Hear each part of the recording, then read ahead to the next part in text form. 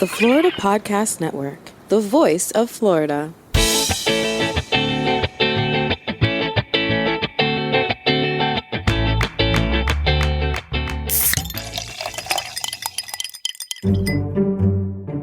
This is Gerard with episode number 9 of Florida's Fresh Mix on the Florida Podcast Network, a random mix of Florida's freshest personalities. This episode is brought to you by our amazing equipment sponsor, Mainline Marketing. Listen in. Hey there, this is Amber, the production assistant for the Florida Podcast Network, and I'm here with your host, Gerard. And as always, I am super excited for everyone to hear this awesome conversation with our guest, Cee Carter. She's the founder of Pawndr, spelled Pawndr, and Pawndr is a long-distance pet transportation service. But you guys will hear more about that in just a bit. And what you'll also hear is that Cee is a true go-getter, like in every sense of the term. And you know, just from listening back, Gerard, I could really tell that you had a great time talking to Cee. Girl, you have no idea. I mean, you know, especially being a person of color and knowing how she, you know what, Amber, my favorite part of the whole interview is when she said, I was broke. Like, I loved that. It was so honest and so raw. And like, I was not expecting that. So she was in a corner financially, and she had taken her experience as an Uber driver, Lyft driver, and other driving type of contracting jobs and turned it into a service that is underserved or probably not as well served as it could be. And she really pulled it off. Yeah, and the interview was just so fun in itself. You know, it was so cool just to see her personality come through and her positive attitude, her outlook, because it can be scary to start your own business, especially if she's had other experiences starting businesses that didn't really pan out the way that she wanted them to. But she learned from those mistakes, which you all will hear about. And it's just really cool to see that obviously she values her own company, but it was so interesting to see the way that she values just being an entrepreneur and what it takes to successfully and maybe not so successfully do that. Yeah, I mean, she's definitely had bumps in the road. And speaking from experience, you know, I used to work at huge law firms, and it takes courage to become an entrepreneur and venture out on your own, which I did about 10 years ago. And I know how scary that is. And she went through the normal growing pains and made tons of mistakes along the way, which she admits to. And that's the beauty of the process. She's coming out on the other side a winner, and I hope that she inspires a lot of people to do the same. We say this often, but that is kind of like the little underlying theme of this show. We find people who were doing one thing and now they're doing something completely different. They see that the grass is greener. But there have been a lot of weeds in the process, but they find a way to tend that garden. Yeah, absolutely. And it's crazy because she's only had this Pawndr company for like less than 5 years. You could tell that she sees the potential in what she has. I felt she was wise beyond her years. She gives nuggets of wisdom that you wouldn't normally expect from someone as young as she is. And I found that very, very elucidating. So, listener, as always, this is the part of the show where I shout out the sponsor, aka our equipment sponsor, Mainline Marketing. So, like in the last couple of episodes, actually all of the episodes that we've released thus far, you'll hear a major difference between Gerard's voice now. Here again is my voice now. And Gerard's voice in the interview, which we recorded weeks ago. And I'm using the same model of microphone that Gerard used for his interview with Cee. I'm sure you can already hear the difference in sound quality between my mic and Gerard's brand new Shure MV7, provided by our equipment sponsor, Mainline Marketing. Shout out to them. The quality of sound from the Shure MV7 is the bomb, and you'll hear how much better Gerard's sound quality has been now in the rest of the show compared to the interview. And side note, I think the next time you guys hear me, I might have my own Shure MV7, and I am psyched about that. All right, that is it. That's all I have to say. So let's get right into Gerard's conversation with Cee Carter. Hello, Cee Carter from Pawndr Inc. How are you on this fine day? I'm doing well. Thank you guys for having me here. I'm so excited. Well, we're excited to have you. There's so many questions I want to ask you because you have an innovative business model that is a derivative, in my opinion, of an existing business model. But I think that there are many differences that we can talk about. Why don't we start with how would you describe your business, Pawndr Inc.? If I am your customer, who am I? So Pawndr Inc. is basically a long distance transport service for pets and animals. Typically, my customers look like breeders. They look like rescue dog trainers, pet owners that are moving across the country and can't take their pet with them. So that's basically how to sum me up in a nutshell. Now, I have to ask, so you do this online and there's an app, correct? Our app is actually coming in May. So we're actually going to start our first beta test amongst the users that we already have. And I'm kind of acquiring some more drivers as we speak. So yeah, May will definitely be the launch for our app. But right now I'm kind of freehanding it. Right. Doing the old traditional way, booking in customers by hand and things like that. So with the app, that will all be automated for the drivers. They won't have to deal with that.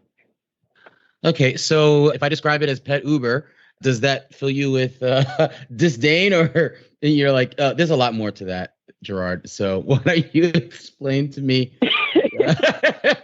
You're going to get this comparison probably a lot. Oh, absolutely. I've gotten it so many times, and I'm actually flattered. I mean, I could never be upset about being compared to a multi-billion-dollar company. So yeah, let's compare. I like that. Let's compare. But it's a lot more to that simply because this isn't person transport or passenger transport. This is animal transport. And instead of being within shorter distances and being more on demand, it's longer distances. So whether it's cross country or even if it's in the same state, but just a couple hours away, I really want to zone in on that convenience for the customer. And also it's, of course, beneficial for the driver because it pays very well. So there's a lot of different moving parts to this for a consumer to kind of understand. Yes, we have a similar model, I would say, just because, it's online, can use it through an app to book a ride for your pet. But as far as just the overall concept, I would kind of have a differentiator there just because of the industry I'm in and the demand.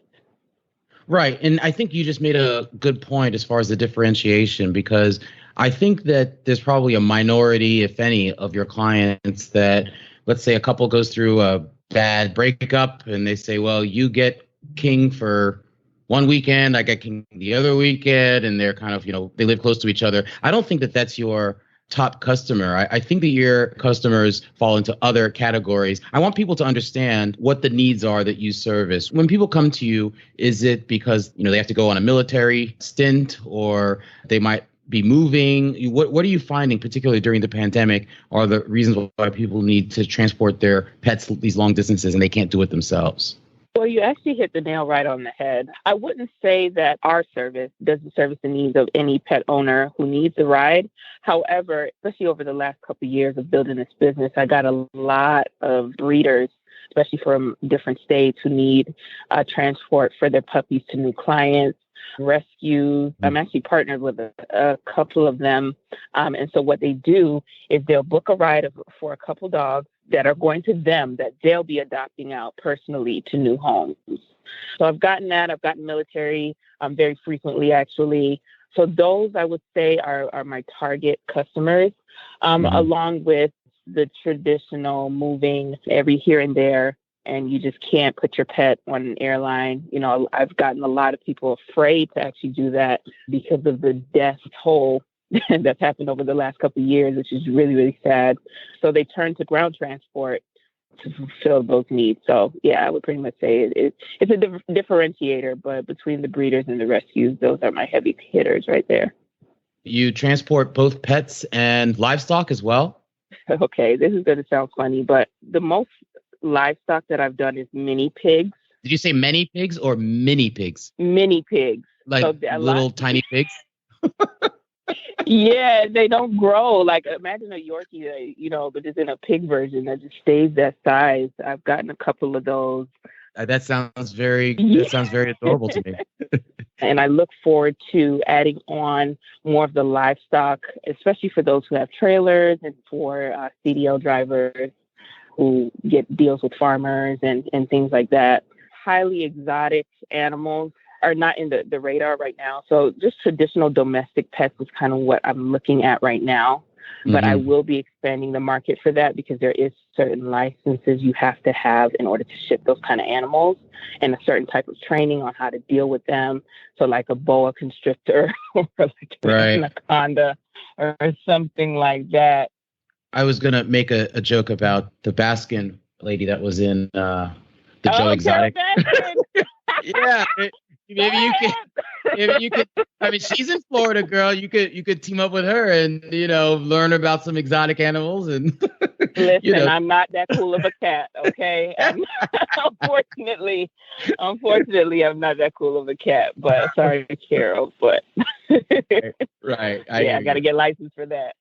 So, other than these little piglets, what is the most exotic animal that you have transported? I would say the chinchilla. I was very shocked that people even have those as pets, because I've seen a chinchilla coat before. Sorry, animal community, but I've all seen them.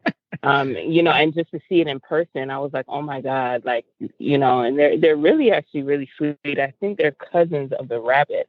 That must be a lot different to see them in person, actually, because then you can't separate, what someone wears at the club from, Okay, I'm going to be side-eyeing them like, I've transported that before. We're not going to go there.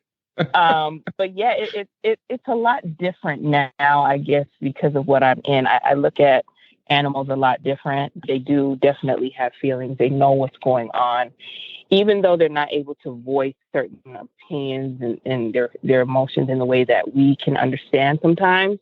Doesn't mean that they don't have feelings and doesn't mean that they don't have the right to, live and survive and, be happy. How did this business idea come about? So it's funny you asked, actually. I was broke. You know what?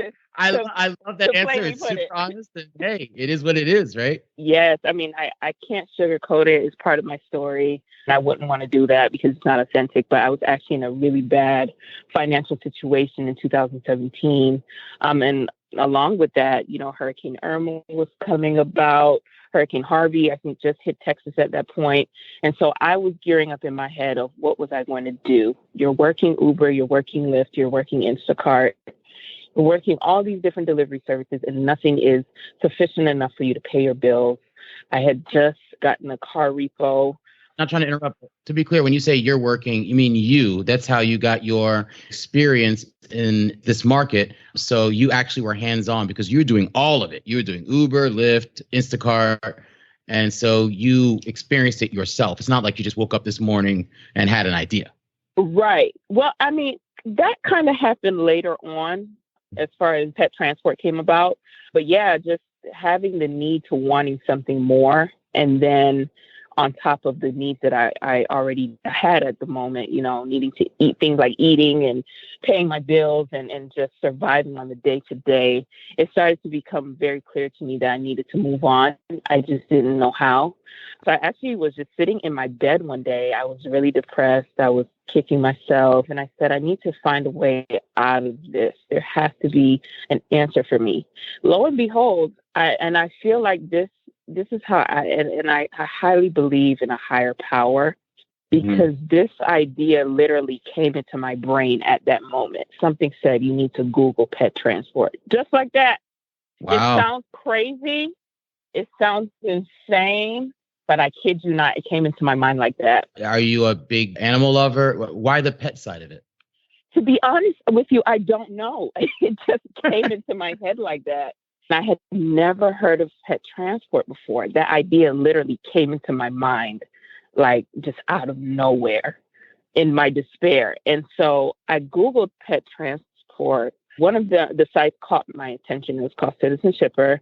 So I signed up with them, became a driver, and then I started to look through their database of, what type of stuff do they ship on here? Because, they ship other things other than pets. So I was going through the different bids, and I seen drivers posting, their price quotes at like $1,600 and, Wow. $3,000 and $800. And I'm like, this is what people are making? Yo, I'm asleep. I need to jump on this ASAP. So once I started to see what was going on and really get an understanding of, no, this is serious. This is what people are making. I started to kind of test the waters a little bit. I actually was able to secure 2 bookings within 3 days for $1,600 from Florida to California. I've never driven out of state on my own before, but I was determined because at this point, what do? You have rent due. Your car just got repoed, and it's like, how am I going to get there? And luckily, my sister was nice enough to rent a car for me and help me out, when my back was against the wall. So I'll never forget that. That's when things got started for me. And how long ago was this? 3.5 years ago. I'm still fascinated by the spark that inspired you, what we might call, divine inspiration. So I have to ask you, did you own any pets at this time? I'm still trying to figure out where this whole pet side of it came from. No. Well, you know what? As a kid, I always was drawn to animals because being a Jamaican American, I never fit in with the regular Black American. Oh, kids. you're from the Like, they islands knew I too? was different. All right, girl. All right. Yeah, my parents are from Jamaica. I was the only one born in the States, so my upbringing was a lot different. I spoke very proper at that time, and I didn't really know what the ghetto Black American culture was. So being amongst these kids, I used to get teased a lot and I never fit in, and I thought something was wrong with me. And what I started to realize was the animals that I found around me, whether it was coming home and the chickens are there or the dogs or the cats were there, they showed me unconditional love. And I think from that point, it clicked for me that animals don't judge you, like regardless of how you look, regardless of what you do. They're very loving and they have unconditional love, and that's what drew me to them. So I've always, since I was young, been attracted to animals. So this was actually a perfect fit for me. What was that ramp up stage like? Did you have to get outside investment? How did that happen for you? Because I've been on your website is so fresh and so clean. It's well done. It looks like there's a lot of tech there. So how did you ramp up so quickly? Well, it took me a while to figure out what I needed to do, how to make money, how to quote myself correctly. And it started very bumpy at first. I got stuck out of town a couple of times because I didn't realize at the time you have to be actively placing bids or actively getting bookings. Maybe let's say if I book one gig and it's going from, California to Maryland, I have to set up a route that is alongside that of pickups and drop-offs on the way. So the money, I make my money in that distance. And I didn't realize that. So literally, like I said, the blessings of God, I would get stuck for a little bit, but not too long. He would send something to me.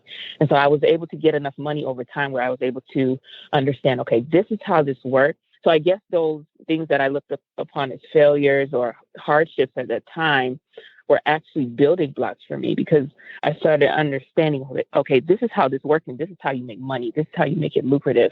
So I actually used all the money that I got to bootstrap this whole thing. I've never gotten any investment from any investor for this. It's completely paid for by me. Wow. No outside help, no nothing, no loan, nothing.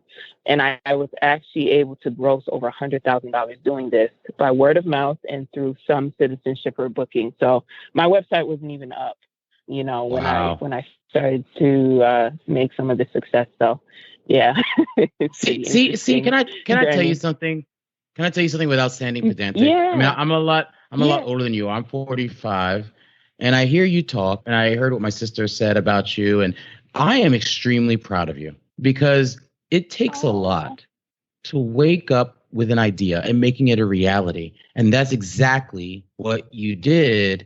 And you've done it without outside financing. You're keeping it all in-house for the time being, and you're doing it.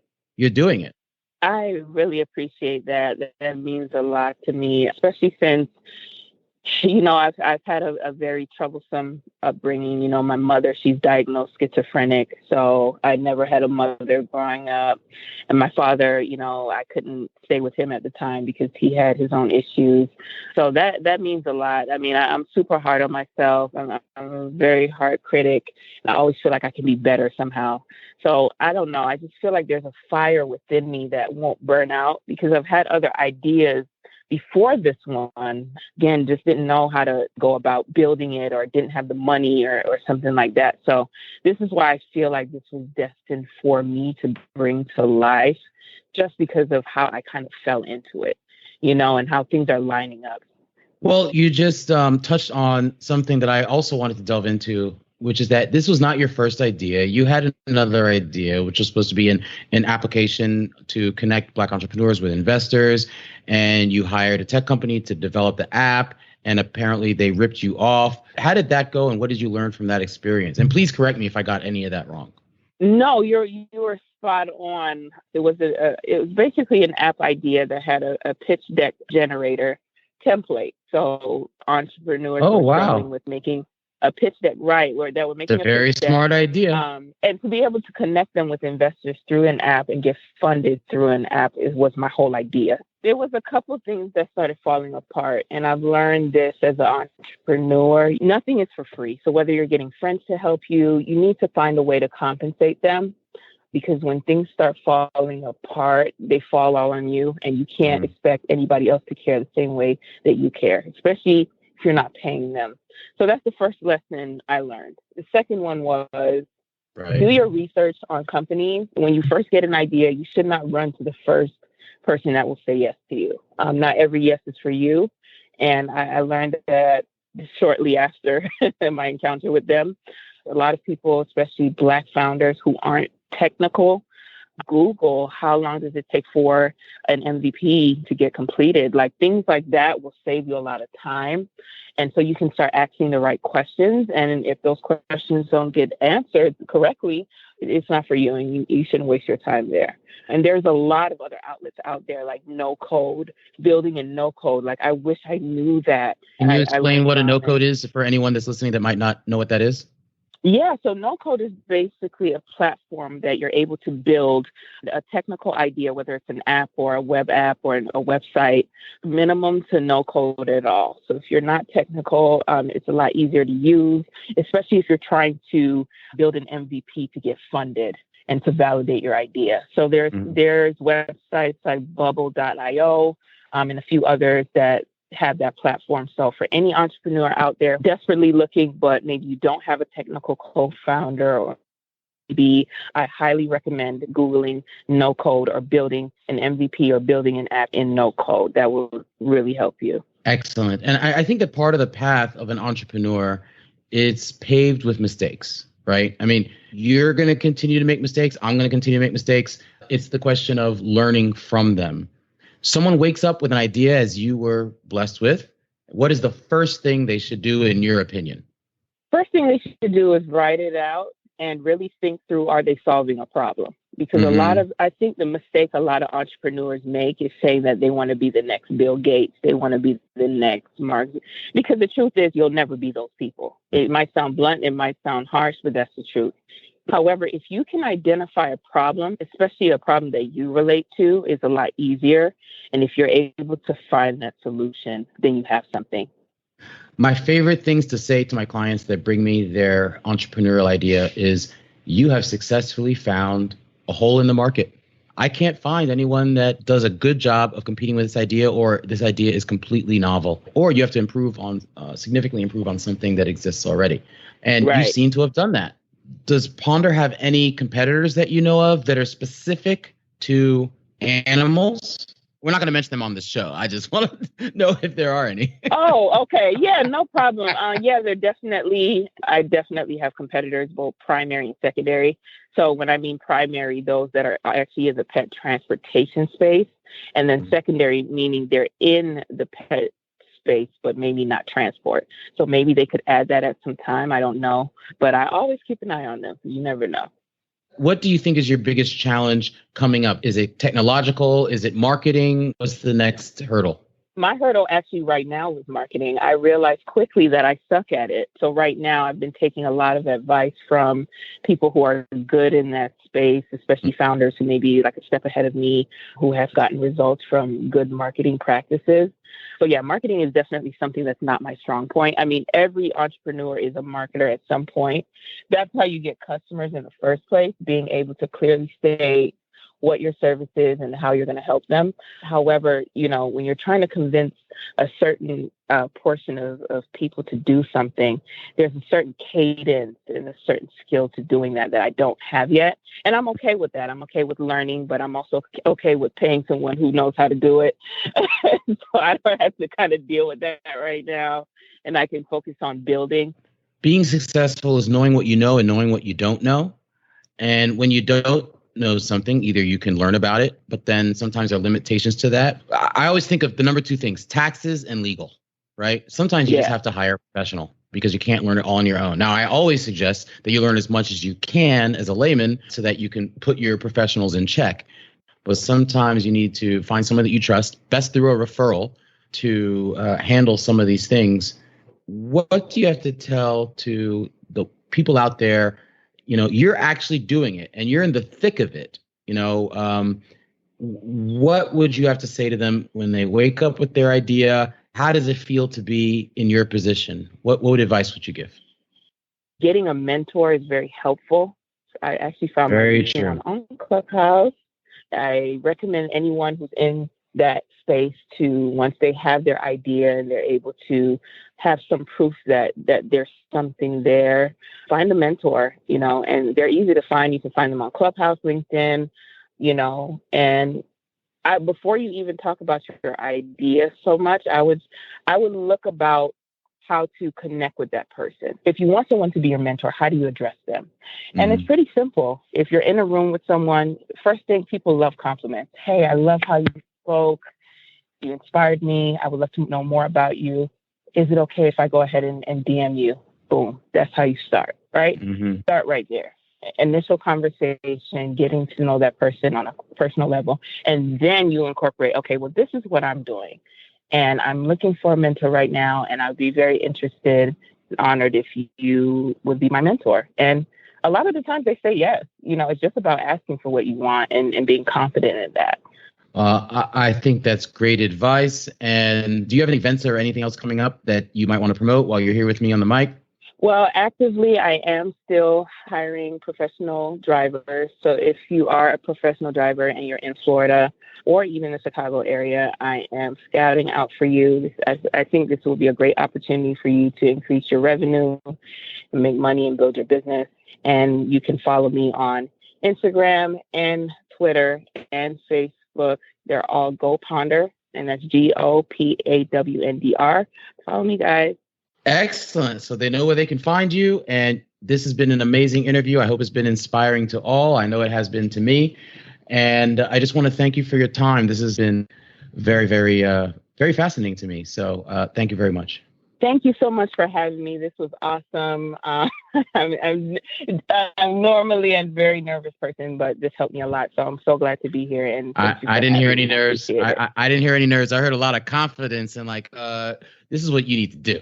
I like that confidence. I like that. Thank you so much. Take care.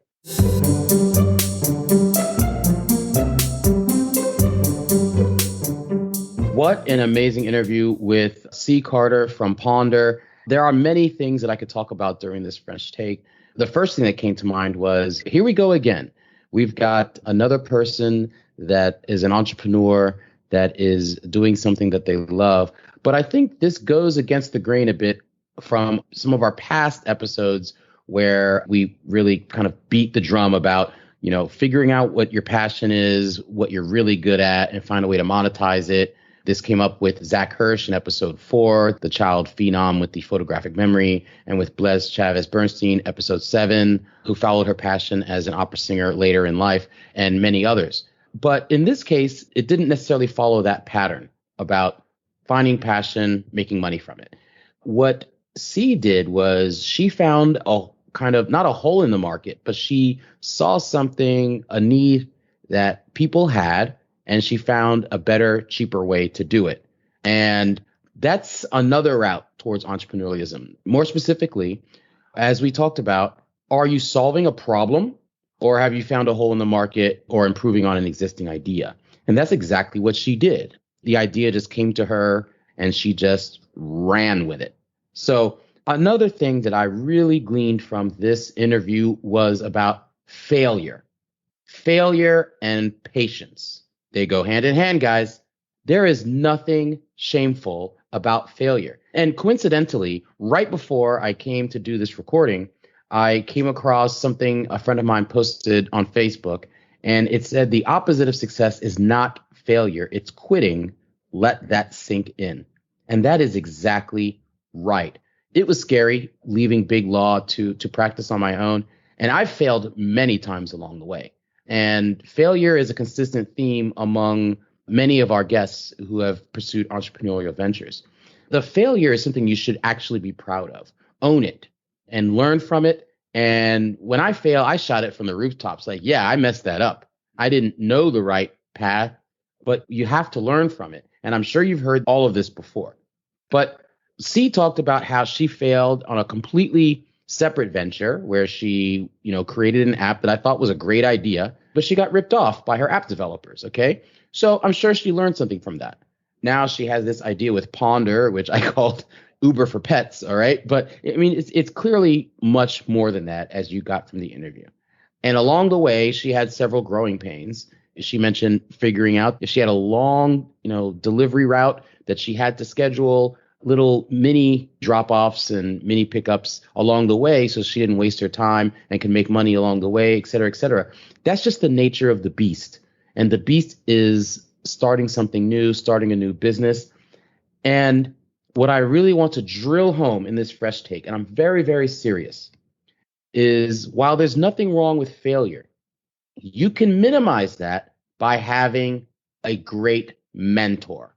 Mentoring is critical to accelerating your path up the learning curve, okay? Because there's always going to be a learning curve when it comes to entrepreneurialism. The question is, even though failure is fine, you can minimize that by having a great mentor. Mentors can help you with so many things, not only preventing you from failing in certain ways, but like Cee said, she said that she's terrible at marketing.